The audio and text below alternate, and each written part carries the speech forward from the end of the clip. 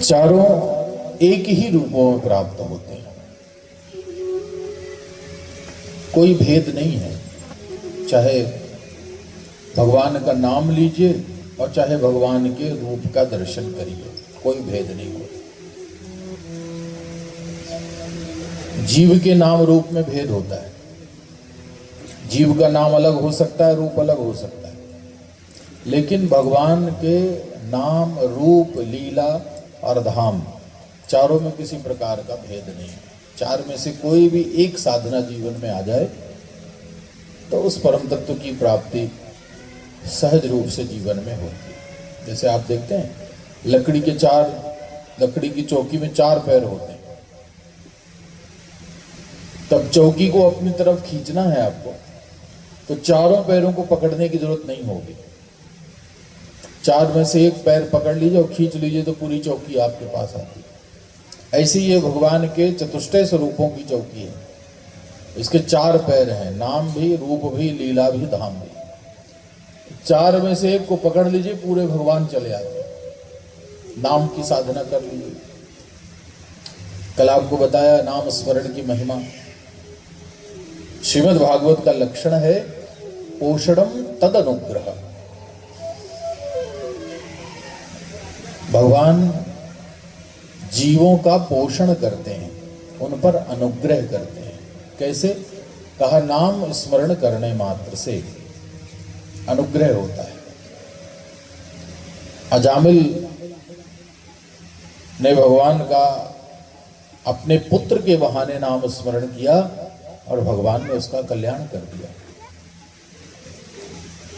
तो केवल नाम जप की साधना की जाए, नाम स्मरण की साधना की जाए तो भगवत प्राप्ति होती है। हनुमान जी और क्या साधना करते हैं? हनुमान जी यही करते हैं, सुमिर पवन सुत पावन नामो अपने वश कर राख्यो रामो। हनुमान जी बस कुछ नहीं, भगवान के नाम की साधना करते हैं। नाम जपते जपते इतना नाम जप लिया कि प्रभु को अपने वश में कर लिया उन्होंने। तो नाम जप की साधना का ये स्वरूप है। खूब नाम जपिए, नाम जप का खूब अभ्यास करिए। और कलिकाल में तो इसी नाम जप की विशिष्ट महिमा है, यहां और कुछ करना ही नहीं पड़ता। तो नाम की साधना की जाए। दूसरा साधन है रूप। भगवान के रूप की साधना करें। रूप की साधना मतलब ध्यान करना है भगवान का। ध्यान की प्रक्रिया श्रीमद् भागवत में सबसे पहले ही बताई गई। शुकदेव जी ने कहा भगवान के स्वरूप का ध्यान करना चाहिए। संचिंतयेद भगवतश्चरणारविंदम वज्रांकुशध्वज सरोरुहलांक्षनाढ्यम उत्तुंग रक्त विलसन्नक चक्रवालो ज्योत्सना विराहत महत हृदय अंधकार। आंखें बंद करके और क्रमानुसार आसन, प्राणायाम, प्रत्याहार इत्यादि के स्वरूप को धारण करने के बाद भगवान का ध्यान करना चाहिए। उनके पावन स्वरूप का ध्यान करिए, उसका भी विशिष्ट फल है। तीसरा है लीला। नाम जप नहीं कर रहे, ध्यान नहीं कर रहे, तो तीसरा साधन है उनकी लीला। भगवान के पावन लीला चरित्रों को श्रवण करना या उसका गान करना। भगवान की कथाओं को सुनना या उनकी कथाओं को गाना, उनके चरित्र को गाना लीला की साधना है। और चौथी साधना है धाम।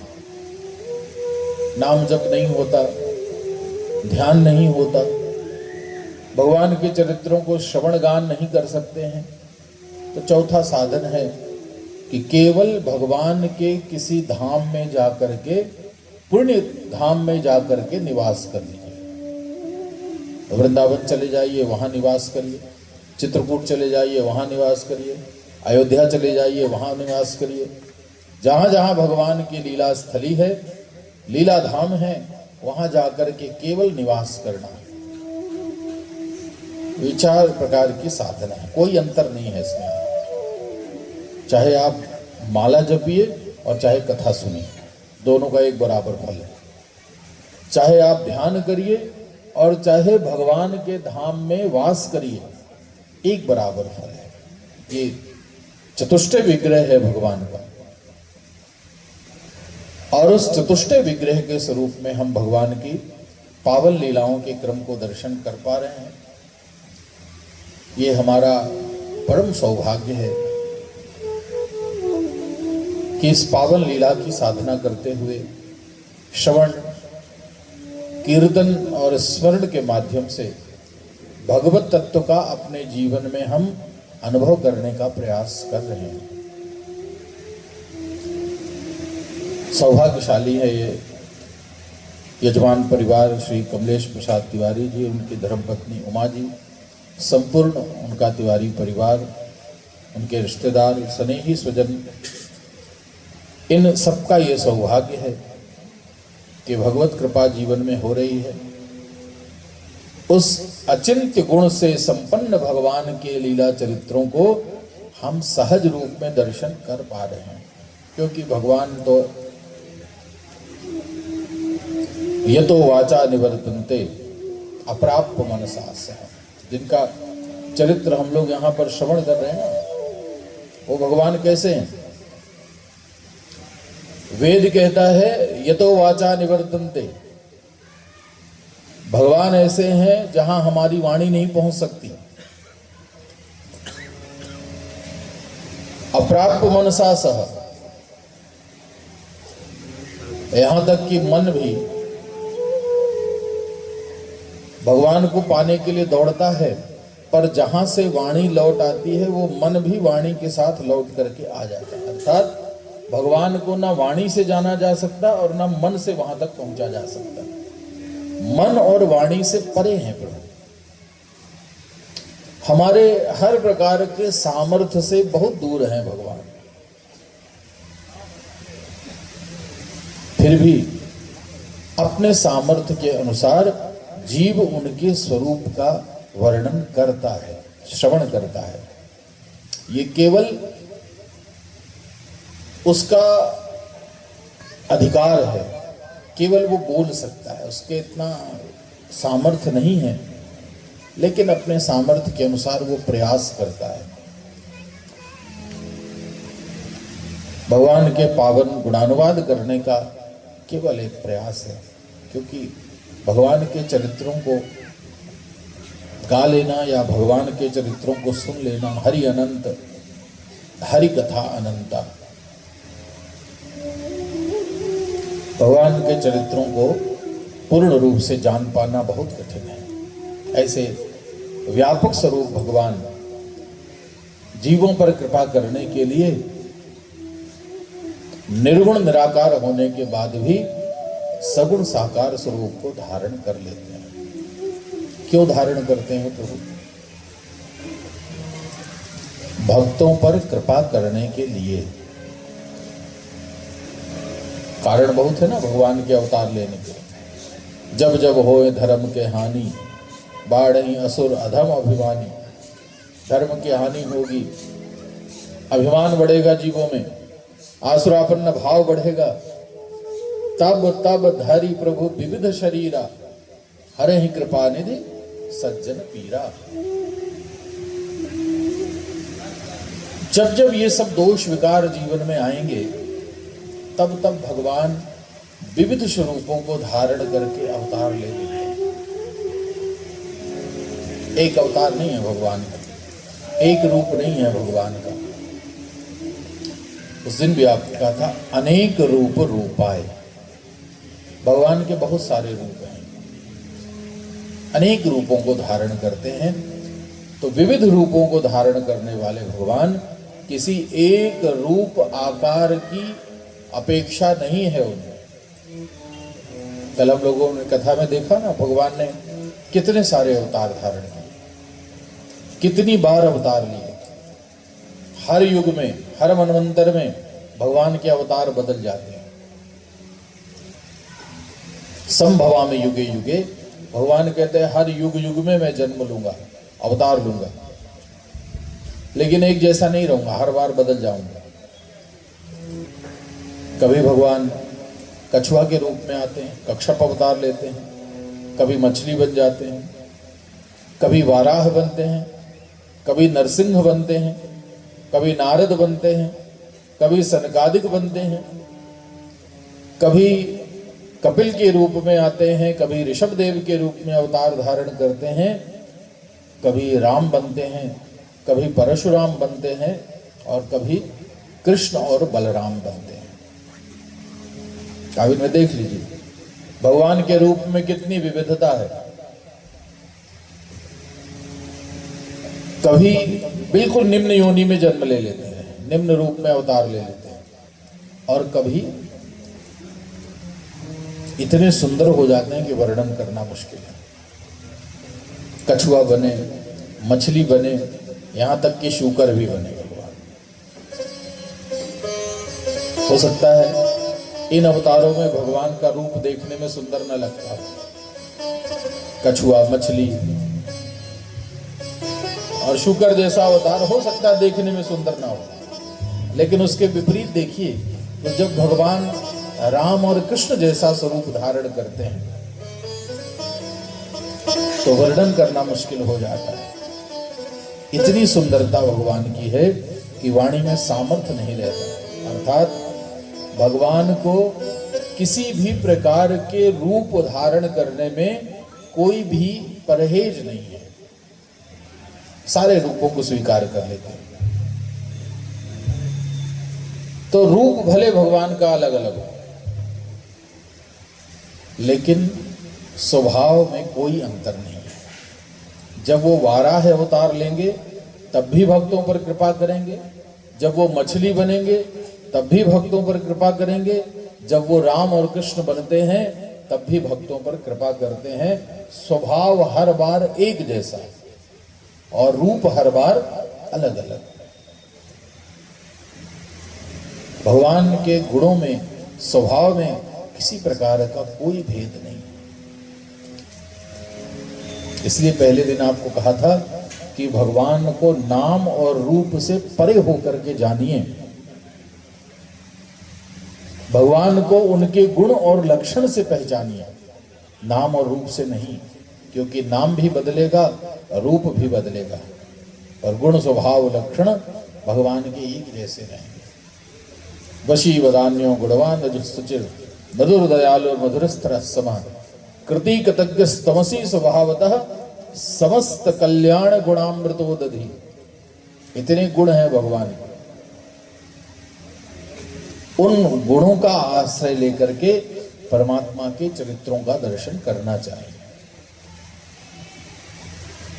और गुणों से ही सदैव भगवान को जाना जाता है।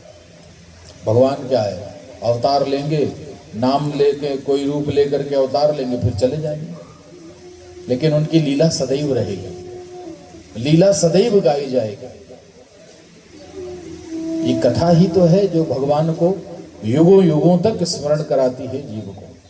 इसलिए गोपियां कहती हैं भगवान चले गए तो कोई बात नहीं, भगवान के जाने का दुख नहीं है, क्योंकि हमारे जीवन में आधार है दुस्तजत तत्कथार्थ। उद्धव जी से कहा, उद्धव जी भगवान तो आते हैं और चले जाते हैं, तो भगवान के छूट जाने में कोई आश्चर्य नहीं है, बस ये भगवान की कथा न छूटे।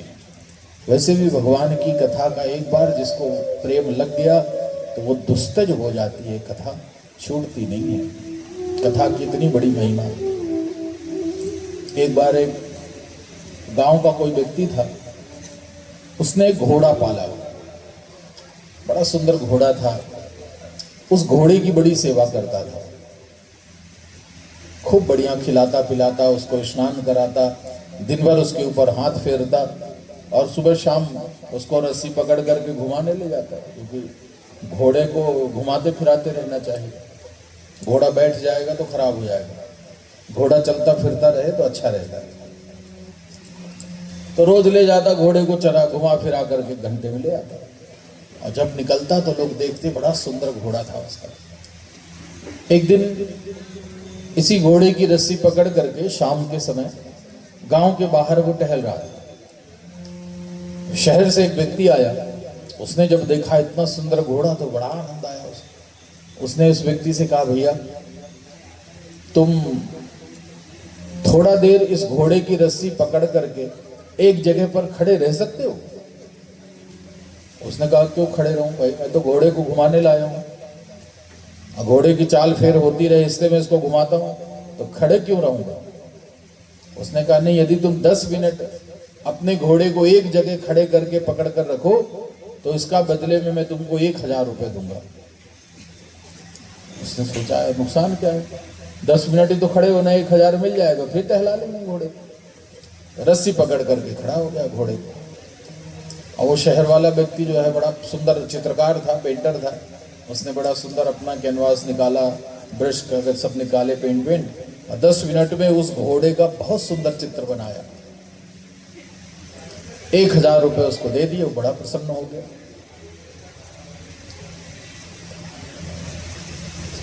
कुछ महीने बीते।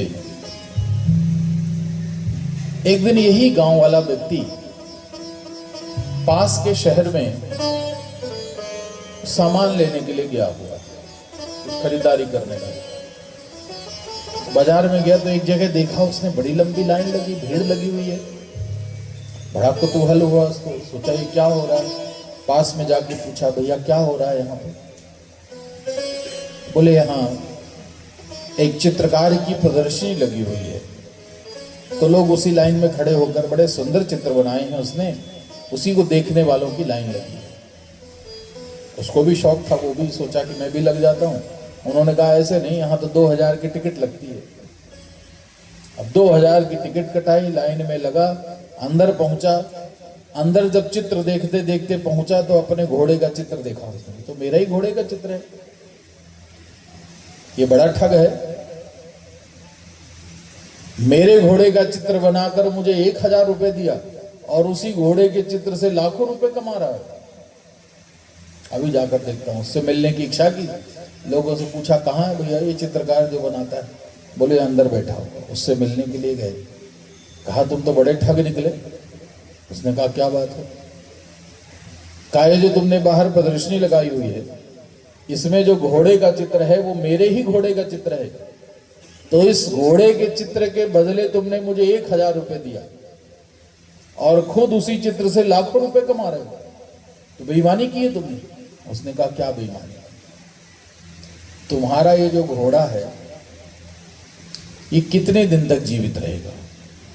10 साल, 30 साल, 50 साल, एक ना एक दिन तो मरेगा ना। लेकिन इसका ये जो चित्र है, ये चित्र बना करके मैंने इसको हजारों साल के लिए अमर कर दिया। तो घोड़े से ज्यादा महिमा किसकी? चित्र की महिमा, क्योंकि हजारों वर्ष तक लोग तुम्हारे घोड़े का चित्र देखेंगे। क्या ठगी? भगवान तो आएंगे, कुछ दिन लीला किया, 125 वर्ष तक भगवान कृष्ण ने लीला किया, चले गए। लेकिन अब उन्हीं की लीला को हम 5000 वर्षों से लगातार श्रवण कर रहे हैं और वो कथा वही आनंद दे रही है जो कृष्ण के दर्शन का आनंद था। तो कथा की महिमा तो बड़ी अद्भुत है।